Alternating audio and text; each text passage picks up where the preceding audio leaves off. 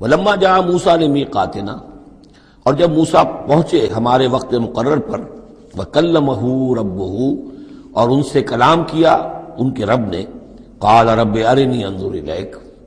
انہوں نے درخواست کی پروردگار مجھے اپنا دیدار عطا فرما، مجھے دکھا کہ میں تجھے دیکھوں۔ قال لن ترانی، اللہ نے فرمایا تم مجھے ہرگز نہیں دیکھ سکتے، ولکن انظر الی الجبل، لیکن ذرا اس پہاڑ کو دیکھو، فإن استقر مکانہ، اگر وہ اپنی جگہ پر کھڑا رہ جائے، برداشت کر جائے ہماری تجلی کو، فسوف ترانی، تو تم بھی سوچنا کہ شاید ہمیں دیکھ سکو۔ فلما تجلی ربہ للجبل، جب اللہ نے اپنی ایک تجلی ڈالی پہاڑ پر،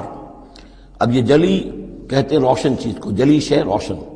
تجلی یہ باب تفاعل ہے، کسی شے کا خود روشن ہو جانا، تو اللہ تعالیٰ کی یہ ذات کی تجلی ہے کہ جو پہاڑ پر ڈالی گئی، جعلہ دکن، جس سے کہ وہ پہاڑ جو ہے وہ بالکل ریزہ ریزہ ہو گیا، وخر موسیٰ صاعقا، اور حضرت موسیٰ علیہ السلام بھی تجلی باری تعالیٰ کے اس بالواسطہ مشاہدے کے نتیجے میں بھی وہ بے ہوش ہو کر گر پڑے۔ فلما افاقا، جب انہیں افاقہ ہوا، ہوش میں آئے،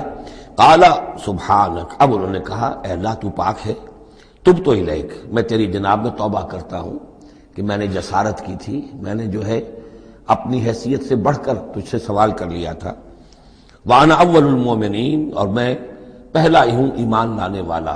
بغیر دیکھے تجھے ماننے والا۔